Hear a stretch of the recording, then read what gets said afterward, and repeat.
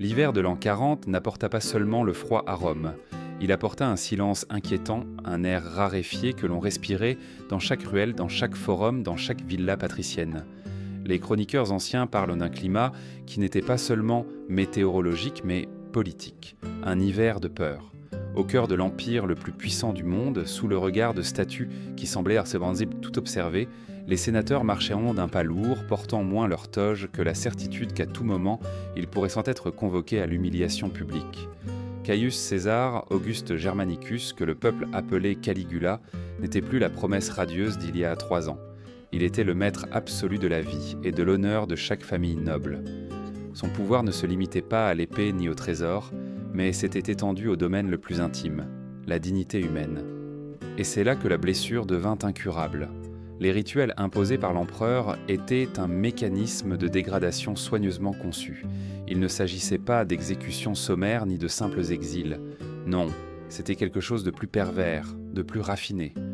L'objectif n'était pas de tuer les corps, mais de détruire les esprits. Les patriciens, habitués à dicter les lois, se voyaient obligés de participer à des cérémonies qui inversaient l'ordre naturel de Rome. Ils entraient encadrés par les énormes portes de bronze du palais, comme s'ils étaient parmi des accusés dans un procès sacré, et en sortaient donc transformés en ombre d'eux-mêmes, marqués par la honte. Un exemple que les chroniqueurs répètent est celui de Marcus Claudius, un vieux sénateur qui avait dédié toute sa vie à servir la République puis l'Empire. Il fut contraint d'assister à la vexation de sa propre descendance en plein cœur du palais impérial. Il ne s'agissait pas d'un cas isolé, c'était un rouage de plus d'un système dans lequel chaque noble devait apprendre qu'il n'y avait ni honneur, ni lignée, ni tradition qui pût les protéger. Le message était clair, Rome ne reposait plus sur le Sénat, mais sur la volonté inébranlable d'un seul homme. Le détail le plus perturbant n'était pas la violence en soi, mais sa bureaucratisation. Dans les registres officiels étaient consignés les noms, âges, numéros de ceux qui avaient franchi ces portes. Peu importait qu'ils fussent un sénateur, épouse, fille, neveu, tout était enregistré avec la même froideur qu'un recensement ou un inventaire militaire.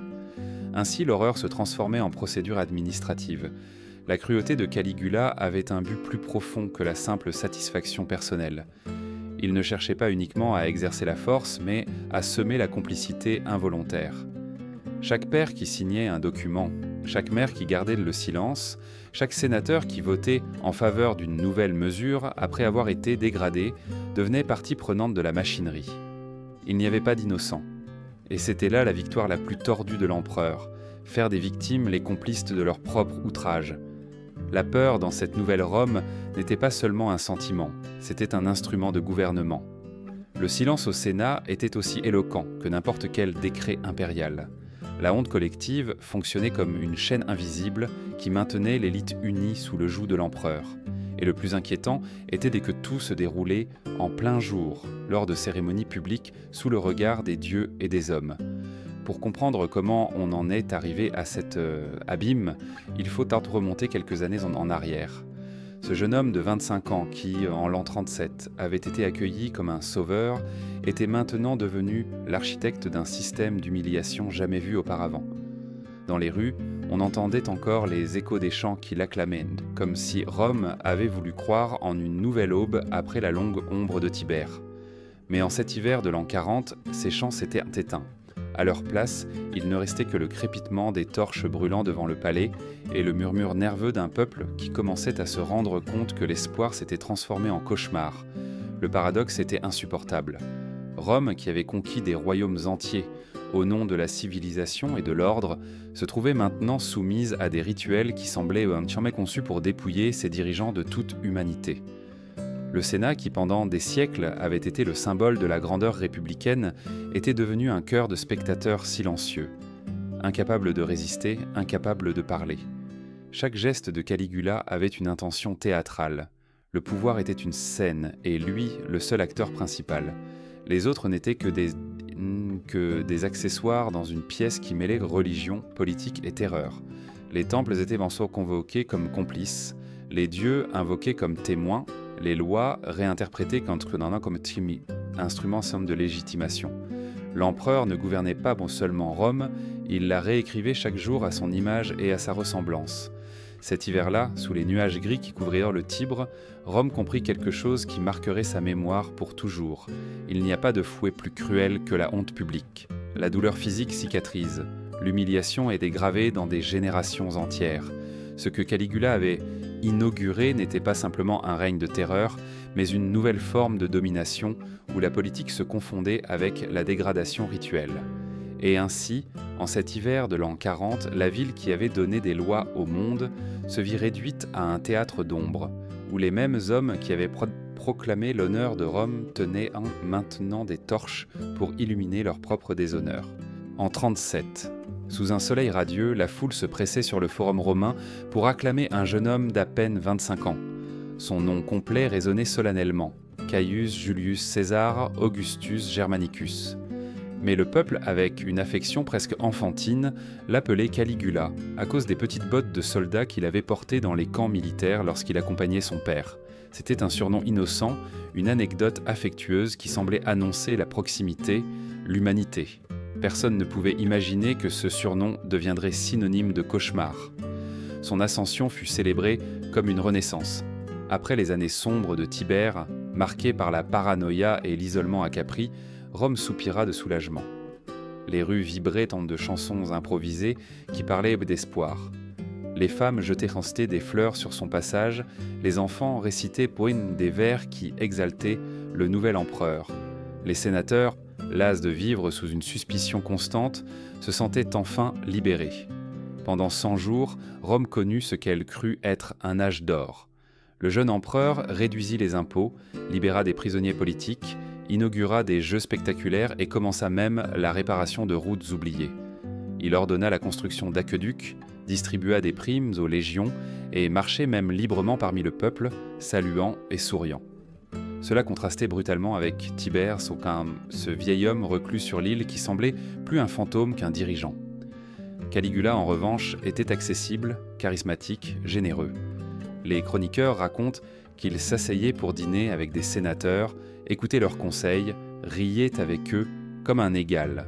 Le peuple croyait qu'enfin, les dieux avaient béni Rome avec le dirigeant parfait. Mais derrière ce sourire, il y avait un passé tissé de sang et de méfiance. L'enfance de Caligula avait été un laboratoire d'horreur. Fils de l'adoré général Germanicus, il grandit entouré de légionnaires qui vénéraient son père presque comme un dieu. Dès l'enfance, il connut les acclamations, les étendards flottants, les harangues militaires qui exaltaient son lignage. En apparence, c'était un destin glorieux. Cependant, l'autre face de son enfance fut un catalogue de trahisons. Il vit son père mourir empoisonné dans des circonstances suspectes, victime d'intrigues de palais. Il vit sa mère, Agrippine l'aînée, exilée pour avoir défié le pouvoir. Il en fut témoin de l'exécution ou de l'emprisonnement de ses frères. Et lui, encore enfant, comprit que la cour de Tibère n'était pas un foyer, mais une cage aux fauves. Dans ce monde, l'instinct de survie était la seule loi. Caligula apprit à feindre. Il apprit à paraître inoffensif, presque stupide. Les historiens le décrivent comme un acteur précoce qui sut cacher son ambition derrière un voile de docilité. Il feignit d'être docile au point de tromper Tibère, un homme qui se méfiait de tous, sauf de ce garçon qui semblait incapable de faire du mal. Cet apprentissage devint sa plus grande arme. À Rome, la survie ne dépendait pas de la force du bras, mais de la force du masque. Et Caligula devint un maître dans l'art du déguisement.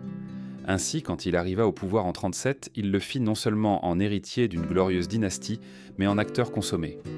Les premiers mois furent dans la grande représentation de sa vie. Le chef-d'œuvre d'un jeune homme qui savait exactement ce que Rome voulait voir.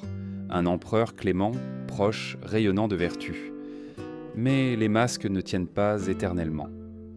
Rome célébrait sans savoir que ce jeune homme, charismatique, gardait en lui un arsenal de blessures mal cicatrisées, de ressentiments accumulés, de souvenirs d'une enfance marquée par la trahison et la mort. Derrière l'éclat des 100 jours se cachait une obscurité prête à émerger. Le contraste est presque tragique, un empire entier projeta ses espoirs sur un homme dont l'enfance avait été une leçon de méfiance et de duplicité. Caligula n'avait pas appris à aimer ni à faire confiance. Il avait appris à survivre, et ceux qui survivent à force de masques, tôt ou tard, transforment le mensonge en système. La Rome qui, en 37, l'acclamait comme un sauveur, était, sans le savoir, en train d'enfanter l'architecte d'un régime d'humiliation méticuleux. Car derrière cette jeunesse dorée, derrière le jeune homme souriant, qui distribuait des pièces aux légionnaires, se cachait le germe du cauchemar qui allait de bientôt envelopper le Sénat et la ville entière. L'automne de l'an 37 marqua un point de non-retour. Après les 100 jours de liesse, Rome assista avec angoisse à l'effondrement inattendu de son jeune empereur. Caligula tomba mystérieusement malade. Les chroniques en parlant de fièvres impossibles, de convulsions si violentes qu'il fallait 6 hommes pour le maîtriser. Pendant des semaines, il resta alité, délirant entre la vie et la mort. Les médecins de la cour notaient les symptômes avec une froide précision. Pupilles dilatées, sueur brûlante, cris dans la nuit. Ils disaient qu'il parlait à Jupiter, qu'il discutait avec la lune, qu'il convoquait des ombres invisibles sur son lit. La ville entière retint son souffle. Des sacrifices massifs furent effectués dans tous les temples. Des citoyens offrirent leur vie en échange du rétablissement de l'empereur. Rome craignait de perdre le souverain qui venait à peine de commencer son règne. Quand il se réveilla enfin, il n'était plus le même. Ses yeux, autrefois chaleureux, étaient devenus froids, calculateurs, comme s'ils avaient entrevu un abîme dont personne ne revient intact. Le premier geste fut subtil. Il ordonna que toutes les statues des dieux à Rome aient son visage. Ce qui semblait un caprice esthétique était en réalité la déclaration d'une nouvelle théologie politique. Il ne gouvernait pas seulement au nom des dieux, il était les dieux. À partir de ce moment-là, les signes de transformation se multiplièrent. L'insomnie le tourmenta. Il errait dans le palais, la nuit comme un spectre errant. Les serviteurs le trouvaient nu, couvert de terre dans les jardins à l'aube, murmurant qu'il avait planté l'avenir de Rome. Personne ne savait s'il fallait rire, trembler ou se taire. C'était comme si la maladie avait ouvert une brèche dans son esprit, une fissure par où s'infiltrait quelque chose de plus sombre que la folie, la conviction d'être plus qu'humain. Les nuits du palais se remplirent comme de monologues interminables où il discutait avec des statues, réprimandait des dieux ou dictait des ordres des Sansines à des ennemis mais invisibles. Les couloirs de marbre, habitués à l'écho des sénateurs et au pas solennel des consuls, commencèrent à résonner de phrases incompréhensibles, de rires solitaires, de supplications adressées au firmament. Ce changement ne passa pas inaperçu pour ceux qui l'entouraient. Les sénateurs, qui dans les premiers mois avaient vu en lui un allié, commencèrent à reconnaître un éclat inquiétant dans son regard. Un éclat qui ne correspondait ni à la raison ni au calcul politique, mais à une conviction fébrile de mission divine. Le jeune homme qui avait appris à feindre sous Tibère n'avait plus besoin de masque. Il se croyait maintenant élu, porteur d'un pouvoir qui allait au-delà des lois des hommes. En politique, la frontière entre le mythe et la réalité a toujours été floue. Caligula sut l'exploiter à l'extrême. Si les mythes laissent parlement de Zeus descendant pour s'unir à des mortels, pourquoi lui, empereur, ne pourrait-il pas réclamer la même chose? Si les dieux étaient sans violents et capricieux, pourquoi le César ne le serait-il pas aussi? La maladie ne l'affaiblit pas seulement physiquement, elle le transforma en un acteur qui n'interprétait plus des rôles humains, mais divins. Rome entière devint sa scène. Les places, les temples, le Sénat, tout faisait partie d'une pièce où il représentait le Dieu suprême. Les chroniqueurs décrivent comment les citoyens, en le voyant parcourir les rues après sa guérison, le regardaient avec un mélange de soulagement et de terreur. C'était le même homme qu'ils avaient entamé, mais quelque chose dans sa présence était différent, comme s'il marchait avec une ombre qui ne lui appartenait pas. La brèche ouverte par la fièvre ne se referma jamais. Ce qui commença comme une maladie finit par être la naissance d'un nouveau régime, où la frontière entre l'humain et le divin s'effaçait délibérément. Rome avait demandé un sauveur et avait reçu un Dieu de chair et de sang. Un Dieu qui ne connaissait pas de limites, car dans son esprit, après cet automne fiévreux, les limites n'existaient plus. Ce fut le véritable début de la descente. Le jour où Rome cessa d'être gouvernée par un homme et commença à être gouvernée par un délire. Convalescent de sa maladie, Caligula revint au pouvoir avec une vision transformée. Rome devait devenir un théâtre et lui, le seul protagoniste. Il ne se contentait plus de commander. Il avait besoin d'exhiber son pouvoir, de le rendre visible, de le transformer en spectacle. Chaque acte de gouvernement devait être aussi un acte de mise en scène. C'est alors qu'apparurent les rituels d'humiliation. Il ne s'agissait pas d'improvisation chaotique, mais de cérémonies soigneusement orchestrées, où chaque geste, chaque mot, chaque silence jouait un rôle précis. La politique se transforma en dramaturgie, et les sénateurs, fiers gardiens de la tradition républicaine, furent d'ancio réduits à des acteurs secondaires obligés d'interpréter le rôle le plus dégradant, celui du vaincu. Le palais impérial fut reconfiguré comme une scène. Il y avait des trônes dorés, des couloirs solennels, des chambres décorées de symboles mythologiques. Mais derrière la splendeur architecturale, tout répondait à une logique théâtrale. L'empereur au centre, les autres gravitant autour de lui, éclairés par des torches qui ressemblaient à des projecteurs. La grandeur de Rome, construite en marbre et en pierre, devint le toile de fond d'un drame de soumission. Le procédé était toujours le même. Les patriciens étaient donc convoqués par des lettres officielles, écrites avec la froideur d'un édit administratif. Ils devaient bientôt se présenter au palais à une heure donnée, franchir les portes de bronze comme s'il s'agissait d'une cérémonie sacrée. Ce qui suivait était un rituel de dégradation publique au cours duquel la noblesse apprenait que son honneur ne lui appartenait plus. L'exemple de Marcus Claudius devint paradigmatique. Ce vieux sénateur, vénéré pour des décennies de service, fut contraint de contempler le déshonneur de sa propre famille. Il n'y eut ni fouet, ni cri. La véritable violence résidait dans le silence, dans le geste solennel de l'empereur, prenant des notes depuis son trône dans la foule qui regardait sans oser protester. Rome entière comprit que l'humiliation pouvait être plus dévastatrice que la mort. Le génie pervers de Caligula consistait à déguiser la barbarie en rituel. Les sénateurs n'étaient pas punis arbitrairement, mais selon un protocole. Il y avait des horaires, des listes, des documents et même des témoins officiels. L'humiliation devenait cérémonie, et la cérémonie, loi. Chaque détail avait une signification symbolique.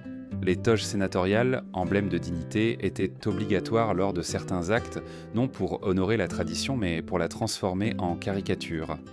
Les saluts formels étaient maintenus, mais dans un contexte qui les vidait de tout honneur.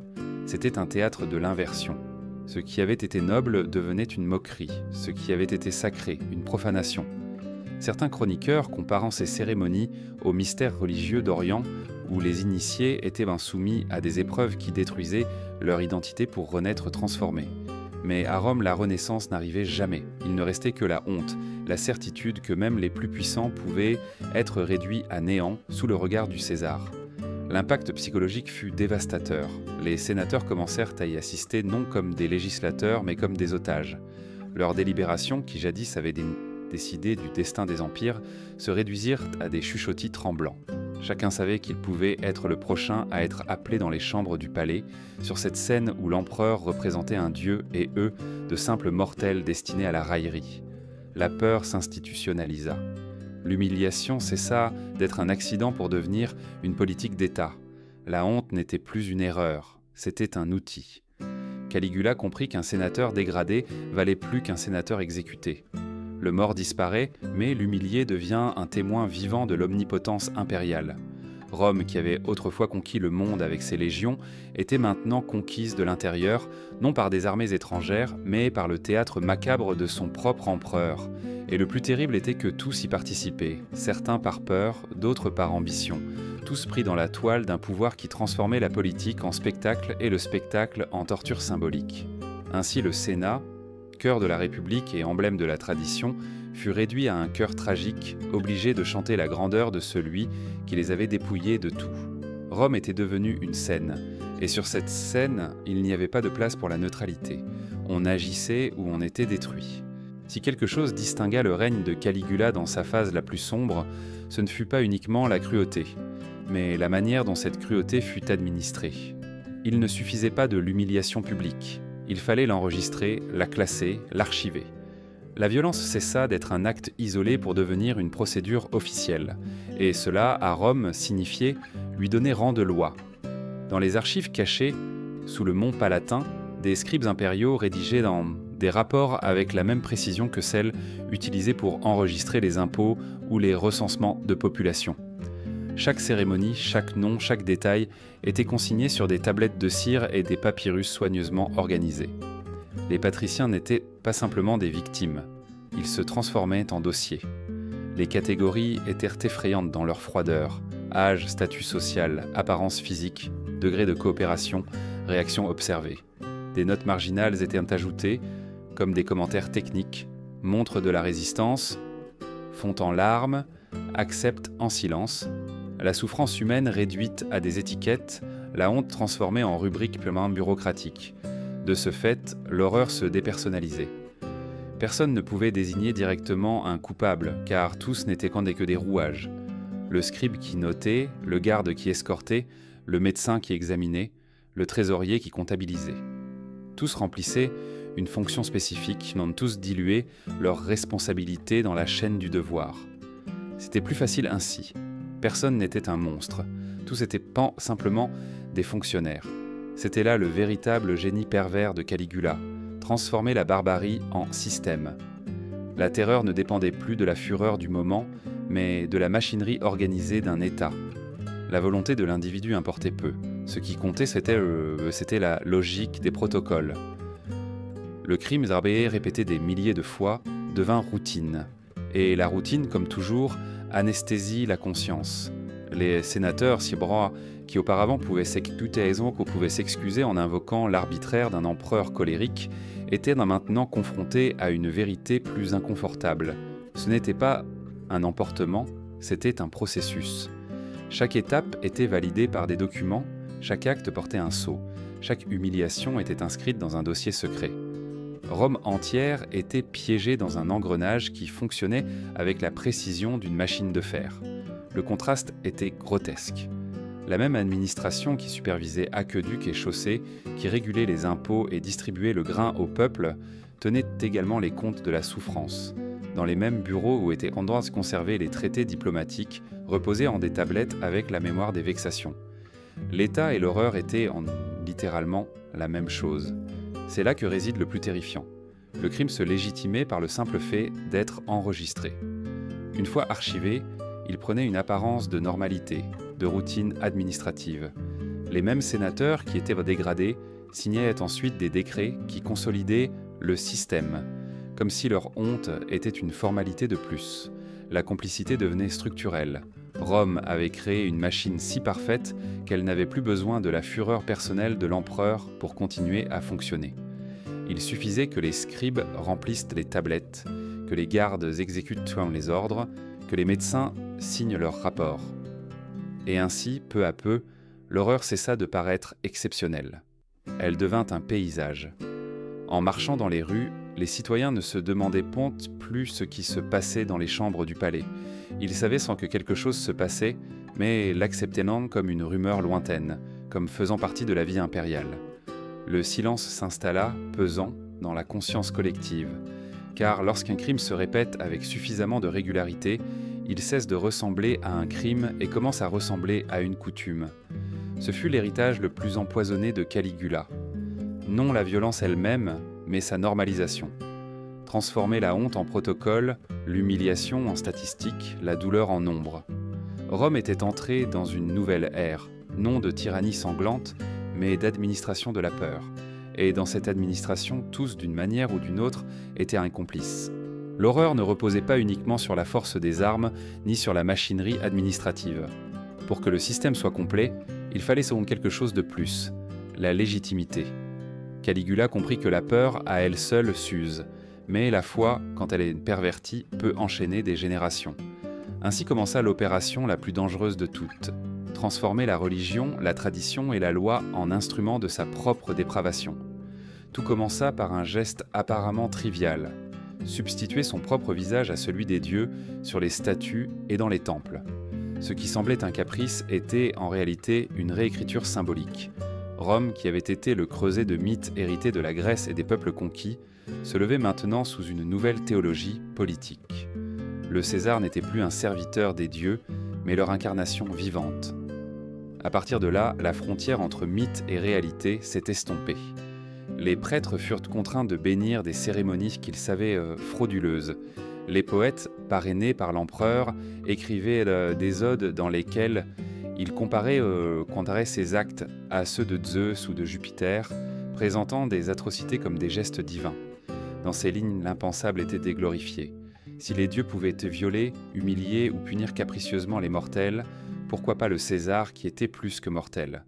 Le Sénat, affaibli par la honte et la peur, contribua à cette farce en approuvant des lois qui institutionnalisaient l'infamie. L'une des plus mémorables fut la Lex Divina Corporis, qui déclarait le corps de l'empereur sacré. Toute union avec lui, quelles que soient les circonstances, était élevée au rang d'honneur religieux. Ce qui était auparavant un outrage devenait un sacrement. De cette manière, la morale romaine fut brisée de l'intérieur. Le concept de pietas, ce devoir sacré envers la famille et les dieux qui avaient cimenté la grandeur de l'Empire, fut tordu jusqu'à en devenir méconnaissable. L'amour filial, la dévotion conjugale, la fidélité au lignage, tout fut vidé de son sens et remplacé par une obéissance aveugle à l'empereur Dieu. Le plus perturbant fut la manière dont ce nouvel ordre pénétra la conscience collective. Les pères qui livraient leur famille au système le faisaient en se convaincus, ou du moins à moitié convaincus, qu'ils remplissaient un devoir religieux. Les sénateurs qui votaient des lois ignominieuses se justifiaient en disant qu'ils défendaient d'abord la tradition. Rome, berceau du droit, devint berceau de la manipulation légale. En étudiant ces années, les historiens modernes ne peuvent s'empêcher de tracer des parallèles avec d'autres moments de l'humanité où la loi est devenue le masque du crime, car ce fut le véritable crime de Caligula. Non seulement corrompre les corps, mais corrompre les idées. Non seulement profaner les foyers, mais profaner les symboles. Non seulement humilier des personnes, mais humilier des dieux. Les rites ancestraux qui avaient été le pont entre l'humain et le divin furent transformés en parodies grotesques, les prières en serments forcés, le Sénat en chœur de validation, et le peuple en spectateur silencieux qui apprit que l'injustice, si elle se déguise en religion, peut durer plus longtemps que n'importe quelle épée. Ainsi, Rome découvrit une terrible vérité. Le pouvoir absolu ne se consolide pas par la violence, mais par la complicité de ceux qui acceptent le mensonge sacré. Quand la foi se transforme en farce, il n'y a pas de mur qui résiste. Et sous le règne de Caligula, chaque temple, chaque loi, chaque mythe fut mis au service de cette farce. Toute l'horreur de ces années ne pouvait pas être vue dans les archives ni dans les décrets du Sénat. Il y avait une autre trace, plus profonde, plus invisible, celle qui s'imprimait dans les corps et dans les esprits. Rome entière commença à porter des cicatrices qui ne saignaient pas, mais qui marquaient l'âme des générations. Les chroniqueurs parlent de visages qui avaient oublié comment sourire. Les muscles de la joie semblaient atrophiés par manque d'usage. Dans les forums, dans les banquets, dans les villas patriciennes, l'atmosphère devint dense, chargée d'un silence inquiétant. Personne ne parlait ouvertement de ce qui se passait au palais, mais tous le savaient. C'était un secret de Polichinelle, un poison partagé. Parmi les victimes directes, le traumatisme prenait des formes dévastatrices. Certaines cessaient complètement de parler, comme si le langage avait perdu son sens. Les médecins de l'époque, déconcertés, assuraient que leur corps était intact, que leur corde vocale fonctionnait. Mais il n'y avait pas de mots capables d'exprimer ce qu'elles avaient vécu. Ce mutisme, plus qu'une maladie, était un acte de résistance. Se taire pour ne pas témoigner, se taire pour ne pas revivre l'horreur. Ce silence était contagieux. D'autres, en les regardant, évitaient leurs yeux, comme s'ils craignant d'y voir refléter leur propre destin inévitable. L'angoisse devint un langage sans mots, une rumeur muette qui parcourait les couloirs du Sénat et les atriums des temples. Rome, la ville de l'éloquence, de l'art oratoire, fut réduite à un murmure étouffé. Les cicatrices s'écrivaient aussi sur les corps. Aucune chronique officielle ne le consignait, mais les os brisés, les regards perdus et les ventres forcés étaient une archive vivante de la douleur. Une sorte d'écriture secrète de la souffrance parcourait les rues. Marques sur la peau, changement de posture, mouvements brusques au moindre bruit. Les citoyens commencèrent à se reconnaître à ces signes cachés, comme si tous portaient un même stigmate invisible. Le traumatisme ne se limitait pas aux individus. Il était collectif. Des familles entières apprirent à vivre avec la honte comme héritage. Des pères qui avaient à garder le silence ou collaborer ne pouvaient se regarder leurs enfants sans se souvenir de leur propre lâcheté. Des épouses qui avaient été forcées de participer à des cérémonies ne pouvaient plus faire confiance à ceux qui avaient tenu les torches. Le tissu familial, qui avait été le cœur de la pietas romaine, se déchira irrémédiablement. Ce fut peut-être le coup le plus brutal, la destruction de la confiance. Une société peut supporter des guerres, des fléaux, des famines, mais lorsque la confiance entre ses membres se brise, la décadence est inévitable. Rome, dans l'hiver de la peur, cessa d'être une communauté unie par des valeurs et devint une somme de solitude. Chaque citoyen devint une île, se méfiant du voisin, craignant le parent, se défiant même de soi-même. Le plus sinistre était que ce traumatisme collectif n'était pas un accident collatéral, mais une partie du plan. Caligula comprit que la honte perpétue le pouvoir bien plus que l'épée. La douleur physique cicatrise, l'humiliation ne disparaît jamais. Et c'est sur cette blessure éternelle que se fonde l'obéissance. C'est pourquoi, même après sa mort, l'ombre du traumatisme persista. Les archives pouvaient être détruites, les statues fondues, les décrets annulés. Mais les cicatrices dans les corps et dans les âmes restèrent là, comme un souvenir indélébile. Le véritable héritage de ce règne ne furent pas les lois ni les constructions, mais la mémoire d'une douleur qui se transmettait de génération en génération comme un héritage maudit. Rome apprit alors une leçon amère. Il y a des blessures qui ne se voient pas, mais qui pèsent plus lourd que n'importe quelle chaîne. Et quand une société entière partage ces cicatrices invisibles, il ne s'agit plus d'individus endommagés, mais d'une civilisation entière marquée par le traumatisme. La terreur ne reposait pas seulement sur la force des armes, ni sur la machinerie administrative. Elle reposait aussi sur des pièces de monnaie. Rome, capitale d'un empire qui commerçait de la Bretagne à l'Égypte, devint le centre d'une économie parallèle, l'économie de l'horreur. Et dans cette économie, tous, d'une manière ou d'une autre, y participèrent. Les registres secrets mentionnent des tarifs, des paiements, des dons volontaires au trésor impérial. Ce qui était en réalité des extorsions et des spoliations apparaissait dans les comptes officiels comme des contributions au bien-être de l'État. Les sénateurs savaient d'où venait cet or, mais se taisaient, tandis que leurs coffres se remplissaient à mot de contrats, de privilèges ou de terres offerts en récompense de leur silence. Dans les rues, les commerçants participaient également à ce circuit pervers. Les vendeurs d'huile, de parfums et d'onguents offraient des produits pour réduire la douleur ou pour préparer les corps lors de cérémonies en marceau que tous faisaient semblant d'ignorer. Les médecins percevaient en fait des fortunes pour des diagnostics, des examens ou des traitements qui en réalité faisaient partie de l'engrenage de l'humiliation. Même les guérisseuses des quartiers pauvres trouvèrent une place. Elles vendaient des potions abortives, des remèdes clandestins, des herbes pour oublier. La ville entière se transforma en un marché où le malheur pouvait s'acheter et se vendre. Et il ne s'agissait pas seulement de biens matériels. La poésie, l'art, la religion furent également contaminés. Les prêtres bénissaient des unions, sachant qu'elles étaient forcées, et ils le faisaient en échange de faveurs impériales. Les poètes composaient des vers qui glorifiaient l'innommable, transformant des atrocités en exploits divins, ces narrés dans un langage fleuri. L'art qui avait autrefois exalté la gloire de Rome devint un masque d'infamie. Le plus terrifiant fut la manière dont cette économie de l'horreur commença à profiter à trop de secteurs à la fois. Il y avait ceux qui commerçaient avec des esclaves entraînés à obéir en silence. Il y avait des proxénètes qui offraient des instructions aux jeunes pour qu'ils apprennent à survivre aux exigences du système. Il y avait des banquiers qui géraient les paiements déguisés en tributs impériaux. Tous encaissaient, tous gagnaient, tous avaient quelque chose à perdre si le système s'écroulait. De cette manière, l'horreur cessa d'être la responsabilité exclusive de l'empereur et devint une affaire partagée. La ville qui avait conquis le monde par la discipline militaire se retrouva maintenant conquise de l'intérieur par son propre désir de profit. Car bien que beaucoup le nient, en public, l'or qui circulait portait la marque de la honte. Le silence collectif n'était plus seulement de la peur, c'était de l'intérêt.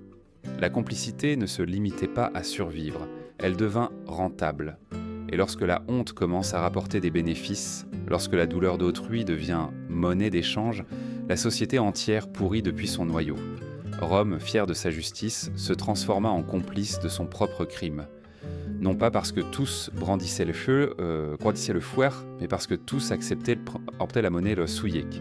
L'économie de la complicité était un poison lent, un cancer qui corrompait prêtres, commerçants, sénateurs et plébéiens de la même manière.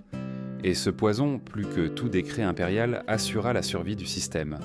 Ainsi, l'empire qui était né sous la devise de la vertu et de la gloire devint un bazar où l'humiliation avait un prix et le silence un tarif.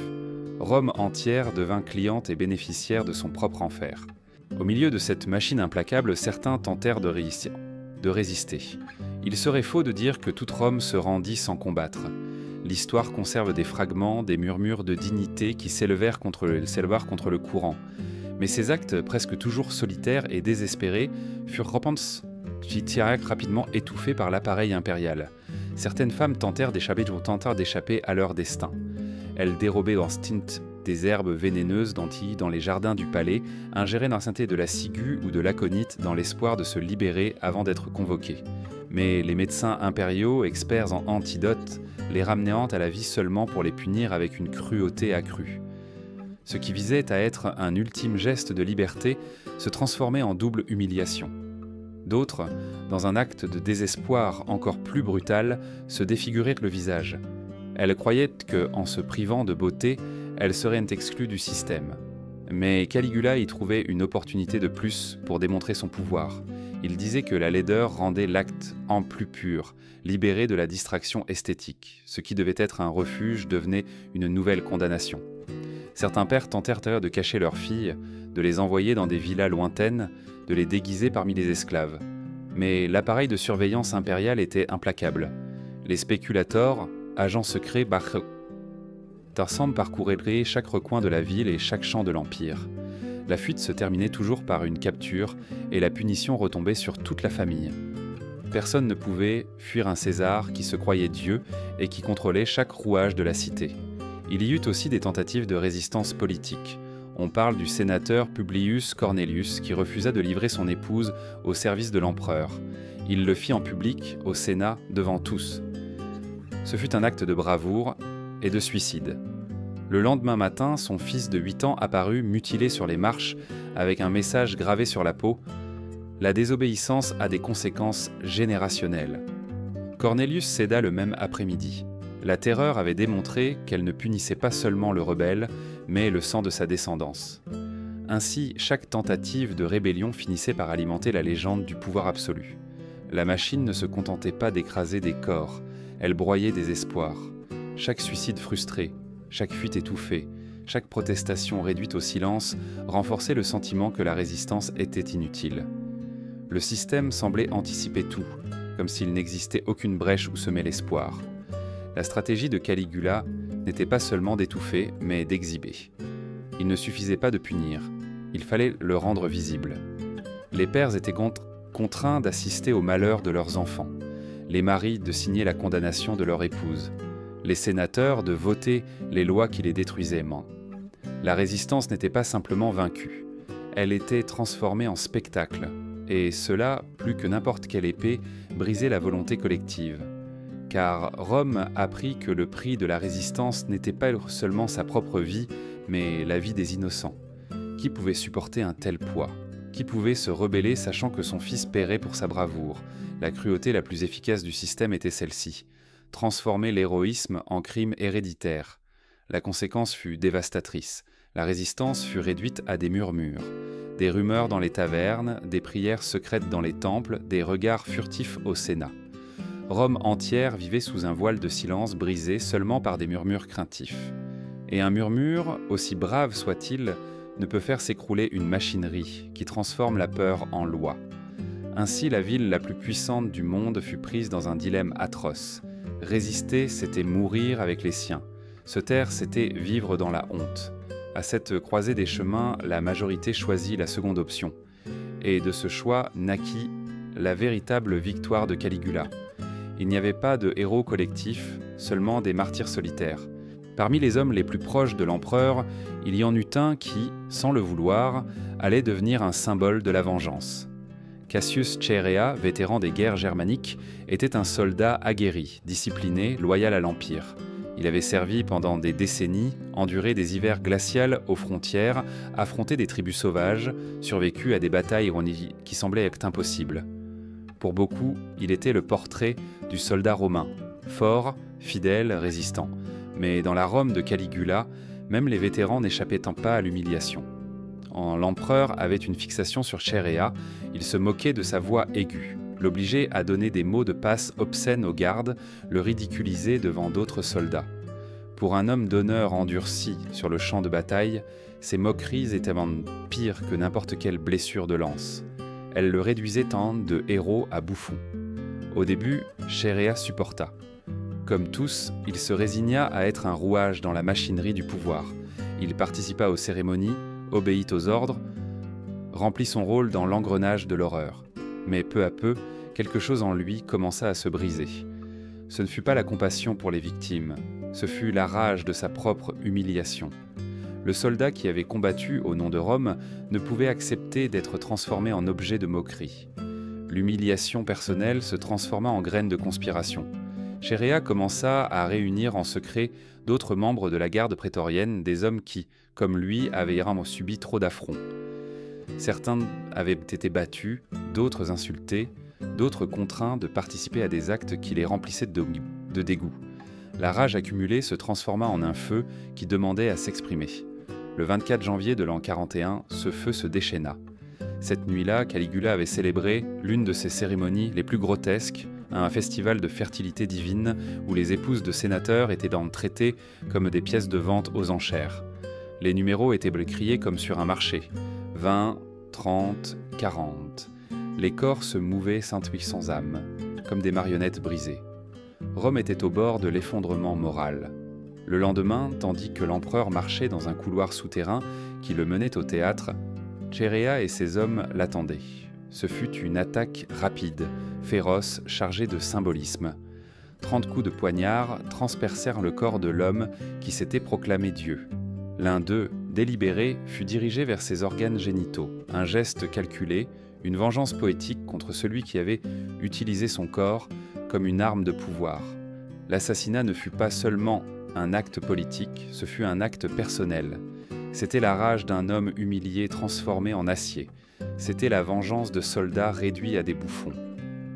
C'était le rappel que même les empereurs, enveloppés de leur aura de divinité, restaient de chair et de sang. Mais l'ironie était cruelle. Les mêmes hommes qui le tuèrent avaient été complices du système. Ils avaient obtenu des torches, ils avaient surveillé des cérémonies, ils avaient obéi aux ordres. Ils n'étaient pas des sauveurs, ils étaient des bourreaux qui un jour décidèrent de tuer leur maître. La dague de Chéréa n'effaçait pas la complicité, elle la transformait seulement en trahison. Ce fut le destin final de Caligula. Mourir non des mains de héros indignés, mais des mains de ses propres complices, lassés de la moquerie. Ce ne fut pas la justice qui l'atteignit, mais l'humiliation. Et Rome, apprenant sa mort, ne sut pas si elle devait célébrer ou trembler, car un homme était tombé. Oui, mais le système qu'il avait créé restait debout. Le corps de Caligula gisait dans le couloir souterrain transpercé de 30 coups de poignard. Le sang du dieu autoproclamé se mêlait à la poussière des briques, effaçant d'un coup l'illusion d'immortalité. L'empereur qui avait exigé d'être vénéré comme divin mourut comme ce qu'il était réellement, un homme de chair et de sang, fragile et mortel.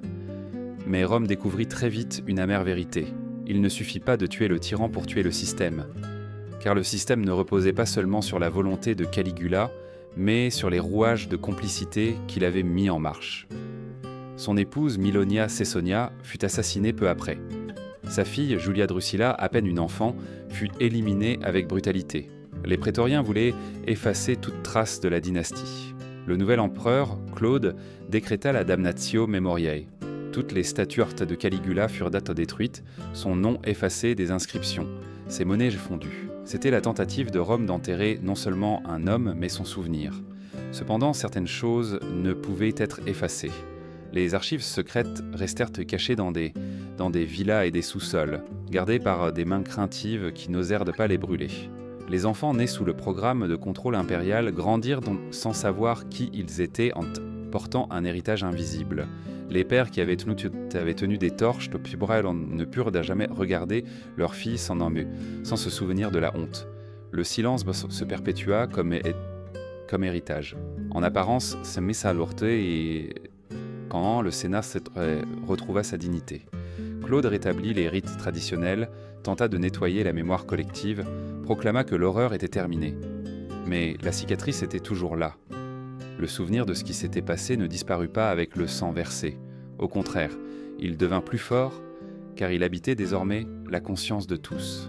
L'ironie était insupportable. L'homme qui avait profané des temples, détruit des familles et manipulé des lois avait été anéanti par ses propres gardes. Cependant, la machinerie qu'il avait construite survécut sous des formes plus subtiles. La bureaucratie qui normalisait l'horreur, l'obéissance aveugle déguisée en religion, la complicité devenue routine. Rome apprit alors qu'un homme peut mourir, mais les structures, les taux et structures qui l'érigent peuvent perdurer au-delà de sa tombe. Le cadavre de Caligula devint le symbole de ce paradoxe.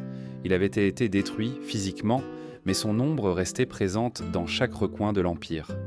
Ce n'est pas un individu qui était un mort ce 24 janvier 41. C'était en même temps la fin d'une farce et la confirmation d'une vérité. Les systèmes d'abus ne disparaissent pas avec la chute de leur créateur. Ils se transforment, s'adaptent, trouvent de nouvelles façons de survivre. Rome, qui avait cru se libérer avec la mort tentante du tyran, découvrit qu'elle restait prisonnière de son propre silence. Car tant que les archives existeraient, tant que les cicatrices continueraient de marquer les corps et les mémoires, l'ombre de Caligula resterait vivante. Rome voulut oublier. Les statues de fondu, les noms effacés, les monnaies détruites, tout faisait partie de la damnatio memoriae, la condamnation à l'oubli. Mais la mémoire ne s'efface ni avec des ciseaux, ni avec le feu. Les cicatrices de l'EE demeurèrent sur les corps, dans les familles, dans les silences transmis de génération en génération. Les victimes vieillirent en portant un secret qui ne pouvait être prononcé. Les enfants, nés de ce système, grandirent sans savoir qui ils étaient réellement, privés d'identité, marqués par un lignage honteux. Les sénateurs qui avaient eu des torches ne purent de jamais lever le regard devant leurs descendants. Le souvenir de la complicité, de la lâcheté pesait plus lourd que n'importe quel décret impérial. Caligula n'a pas inventé la dépravation ni la violence. Ce qu'il a inventé, c'est le manuel pour les institutionnaliser. Il a transformé l'humiliation en cérémonie, la peur en protocole, la douleur en statistique. Il a démontré que le pouvoir absolu n'a pas seulement besoin d'épée, il a besoin d'archives, de lois, de prêtres, de poètes, de commerçants, tous tournant autour du mensonge partagé. Tel fut son véritable héritage, montrer que le mal peut devenir une coutume, et la coutume une structure. La leçon est intemporelle. Il ne suffit pas d'abattre un tyran si la société conserve en elle les rouages qui l'ont rendu possible. Il ne suffit pas de fondre des statues si la complicité continue de couler comme un fleuve souterrain. Le véritable danger n'est pas l'individu qui se proclame Dieu, mais la multitude qui, par peur ou par intérêt, le consacre comme tel. Le récit de Caligula est un miroir sombre qui, encore aujourd'hui, reflète des avertissements. Combien de systèmes d'abus ont survécu déguisés en tradition, en religion, en patriotisme? Combien de fois la honte s'est-elle transformée en routine et l'injustice en norme? Rome est tombée dans le piège d'accepter la farce comme vérité, et ce piège est toujours tendu pour toute société qui préfère le silence au courage. Oublier, c'est permettre à la machine de se reconstruire. Se souvenir, même si cela fait mal, est le seul antidote contre son retour. C'est pourquoi l'histoire de Caligula ne doit pas être répétée comme une curiosité morbide, mais comme un avertissement. Car les monstres ne sont pas des mythes anciens, ce sont des hommes de chair et de sang, avec trop de pouvoir et des sociétés trop disposées à regarder ailleurs.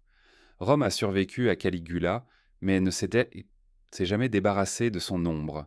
Cette ombre reste vivante dans chaque récit où le passé avertit le présent, où l'écho de la peur nous rappelle que les systèmes d'abus ne meurent pas, ils se réinventent. La question qui demeure est simple et terrifiante.